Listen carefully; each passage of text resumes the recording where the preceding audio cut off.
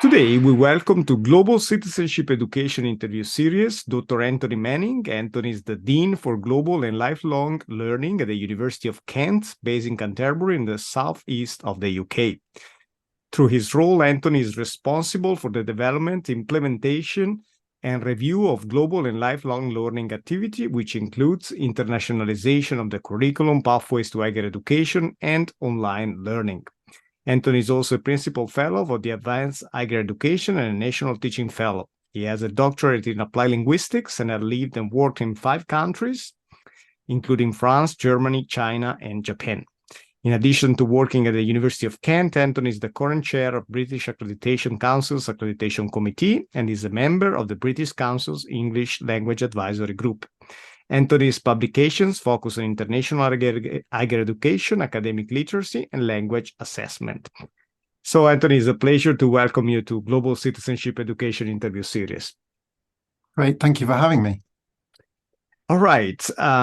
So all my guests here would go through a first straightforward question. And the question is, what is global citizenship education and how would you define a global citizen? Thanks. Yes. So I've given some thought to it. And for me, I think global citizenship education is about cultivating awareness, empathy, and action towards solving world issues. And I suppose a global citizenship, in my view, appreciates diversity, challenges injustice, and takes responsibility for building a more sustainable and equitable future. I think those are some of the principles and maxims for me that surround global citizenship. Right. And when it comes to defining a global citizen, there is a lot of discussion around fostering global citizens in higher education. And of course, I always stress the fact that when we discuss global citizenship, we are both stimulating, encouraging a discussion between the connection of the local and the global. So when it comes to defining a global citizen, what are your thoughts? The defining a global citizen, I suppose, is somebody who has intent to collaborate internationally, to take on different perspectives and fold those into their construction of their own understandings and to share those understandings meaningfully with a view to creating stronger solutions which have more transferable global impact. And for me, being a global citizen and being a university student or somebody who is interested in learning go hand in hand, because we talk about a lot of, in Western education anyway, about critical thinking, and that is all about piecing together multiple sources of information in order to synthesize something in terms of new knowledge or perspectives which are stronger than the individual parts. And if you look at being a global citizen, I think that is a similar parallel in that we're trying to understand the world through navigating and considering different perspectives, through learning about different approaches, which allow us to then shape something which is stronger because of having taken all of those different viewpoints into account. So a global citizen is somebody who embraces that process, I think, and is constantly listening and engaging with the world around them to find ways to solve problems and meet societal needs and understand things from different avenues rather than maybe just the first perspective that you come to from your gut feeling. Absolutely. And I think this discussion ties to my second question. How does your work in higher education, particularly the University of Kent, connect to notions of global citizenship education, global citizens? Sure. So my work connect the global citizenship through really promoting cross-cultural understanding and improving global access to higher education, and also through providing courses directly to employers who need globally engaged workforce. So that's the beauty of my role in the international dimensions and also the lifelong learning dimensions through delivery in traditional mechanisms, through online activity, through delivering to people who are currently working while learning, through higher degree apprenticeships in the UK, which is a relatively new form of delivery that universities are embracing at the moment.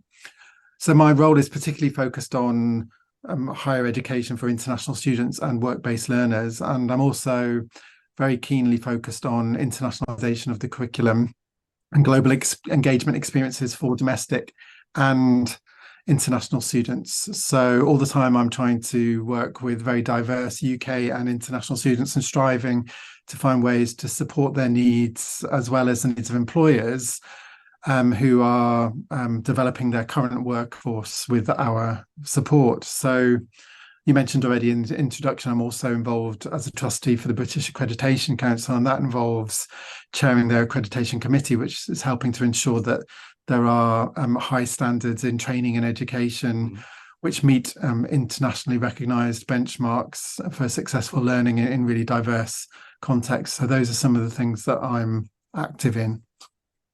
Right. There is a lot of discussion on accreditation standards, particularly in higher education nowadays, skills, important as they are.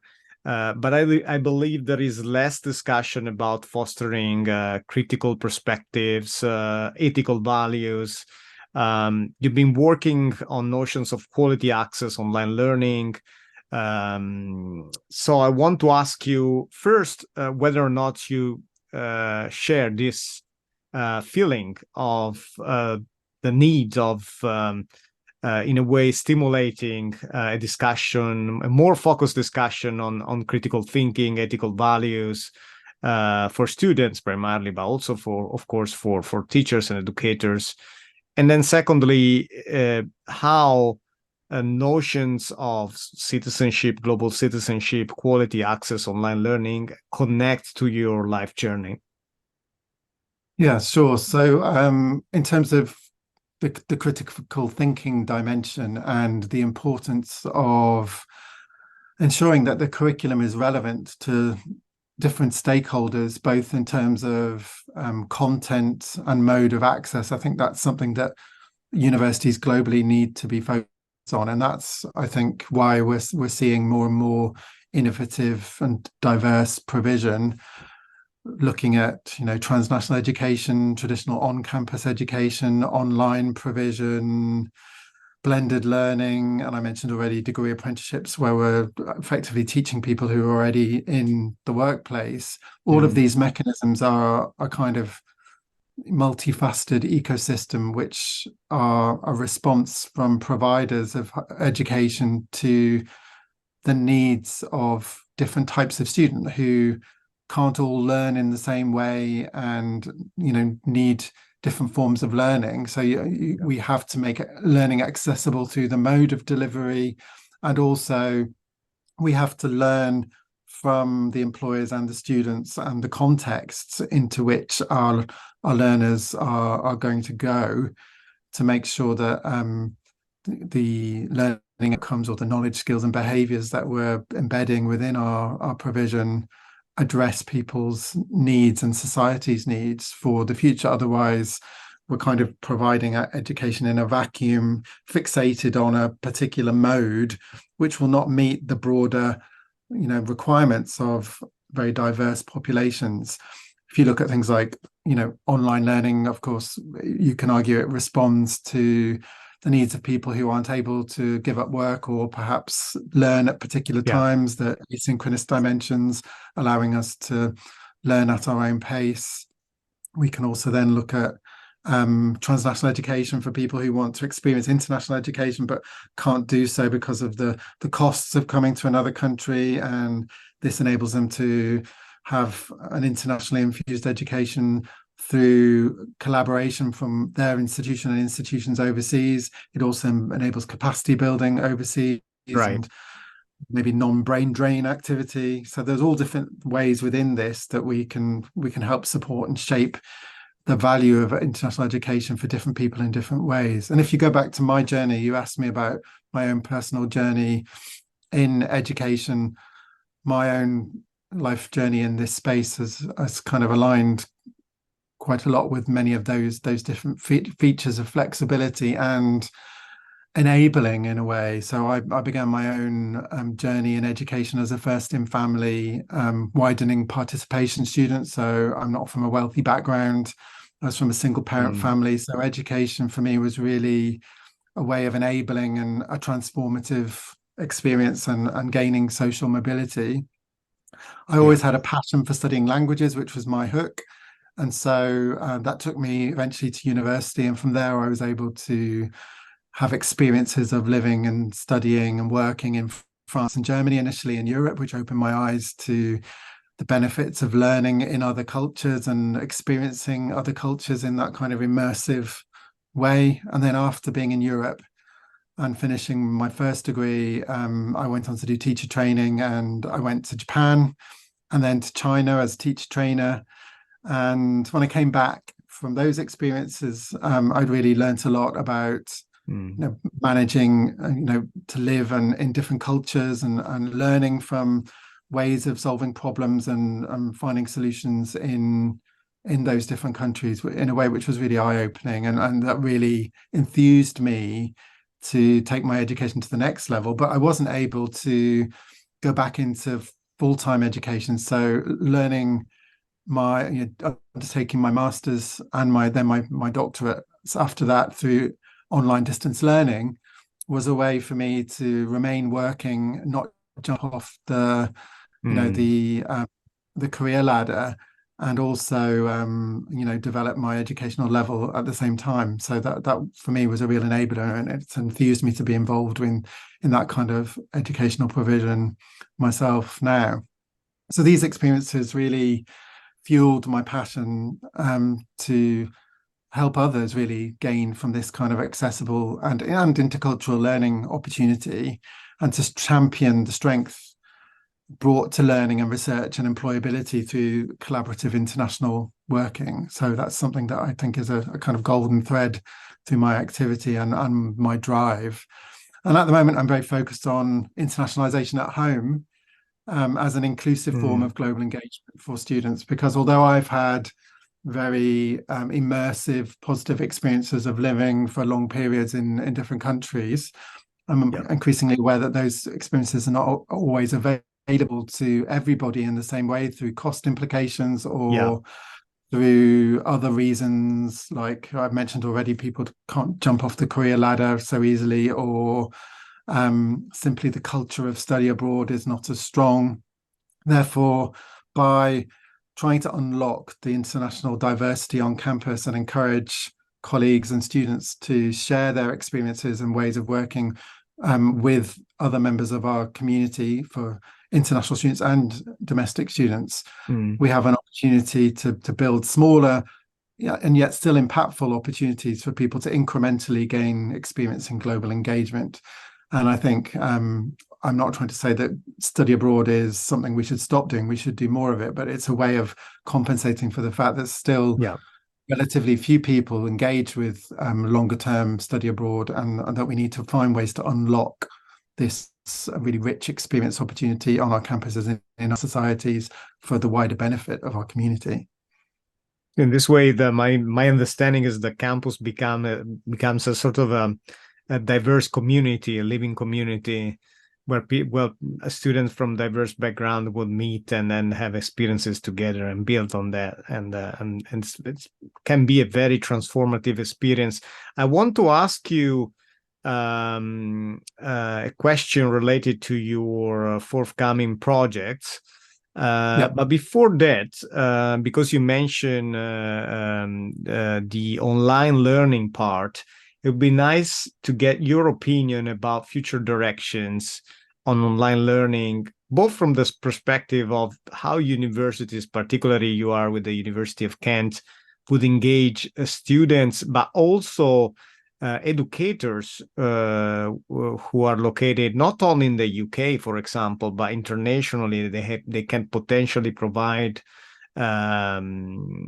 great guidance and support to students through indeed online learning. What can be the direction? What would be the direction, in your opinion, in the next, say, 5 to 10 years? There will be more engagement in relation to online learning? What is your experience on this? Sure. I mean, obviously, so many of us had a very transformative and kind of revolutionary experience during COVID-19 in terms of developing our skills rapidly in this space. And I think going back to some of the things I've said earlier, what we're going to find is, increasing demand for international online learning opportunities and also from domestic students in certain areas to respond to the fact that different types of learner want and need to learn in different ways. So I think it's not the case that face-to-face learning is going to go away and that we're all going to only be teaching online, because maybe I'm old-fashioned, but I still think people recognize that when the time and resources available, being face-to-face with a group of other learners and an instructor is still a really rich and important way of learning. Right. However, what we need to recognize, which I've alluded to already, is that not everybody has access to that, gold standard perhaps mechanism, and that we need to cater for that through online learning, and that can be a really enabling function. So I think what we're going to see in the future is increased capacity for design and delivery of that through innovation in university staff activity and developing interest in that becoming more mainstream, to provide certain courses or activities online. We're already starting to see more blended approaches to involving international and online activity through distance learning components, obviously aligned with COVID and COIL initiatives, so collaborative online international learning, which is obviously on the increase.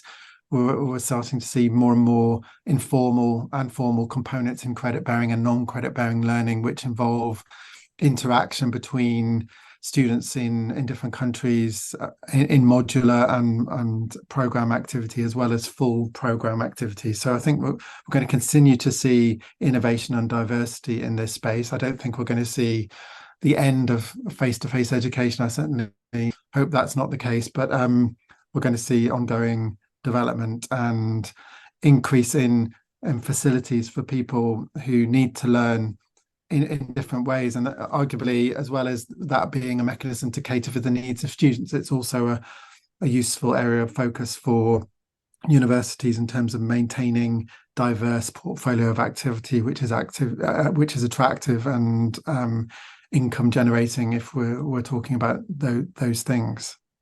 Absolutely. And now focusing on your forthcoming projects, as the Dean for Global and Lifelong Learning at the University of Kent, is there any specific project that you'd like to share with our audience?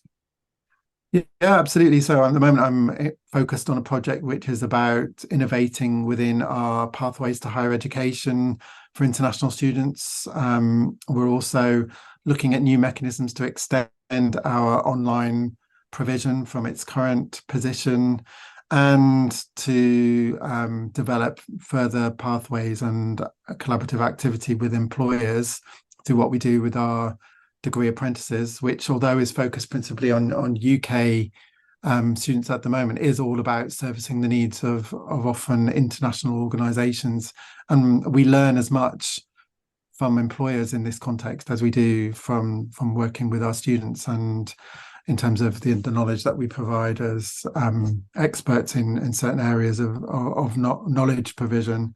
So those areas are really exciting for me. And of course, as I mentioned earlier, I'm still really, really interested in how we can make a difference through curriculum internationalization and encouraging academics and professional service staff to engage with students and local communities to find ways of helping our societies connect better, because although we often have diverse communities by virtue of the number of people from different countries, I still think it is necessary for us to support interactions through meaningful ways, and encourage also the embedding of international features into the curriculum through different mechanisms like learning outcomes, internationalized assessments, and content and research.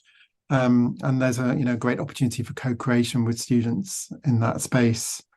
So a link to the internationalization of the curriculum, also working with Universities UK International and the International Higher Education Commission in the UK. We've recently published a document which is seeking to make a difference to the UK's next iteration of our international higher education strategy. And we have a toolkit or handbook coming out through Universities UK International to help the sector find ways to innovate in internationalization at home going forward. So I hope that will be well received. All right. So now let's connect the dots around the discussion on global citizenship education with the final question. Is a challenging one. And the question is, could you provide a brief definition of global citizenship education using 3 keywords and then explain why these 3 keywords? Okay, so the words that I have chosen to define global citizenship, for me, it is about collaboration, empathy, and responsibility. And I think I've chosen those because they promote the benefits of individuals making an effort to understand diverse global perspectives while also acting with respect and, importantly, for the collective well-being. I think something that supports all of what I've said is the importance of international education as a form of knowledge diplomacy. So we have historically talked about international education in individual countries as a form of soft power, which for me is a very colonial, outmoded approach. So if we look at this kind of collaboration, empathy, and responsibility as a mechanism towards knowledge diplomacy, which is all about that constructivist approach of bringing together multiple perspectives for a stronger solution, then I think that's a much better approach, which serves local requirements, but also global ambitions. Interesting. Well, thank you very much to Dr. Anthony Manning, Dean for Global and Lifelong Learning at the University of Kent. A real pleasure to welcome you here to Global Citizenship Education Interview Series. Thank you, and a great pleasure to talk to you. Thanks very much.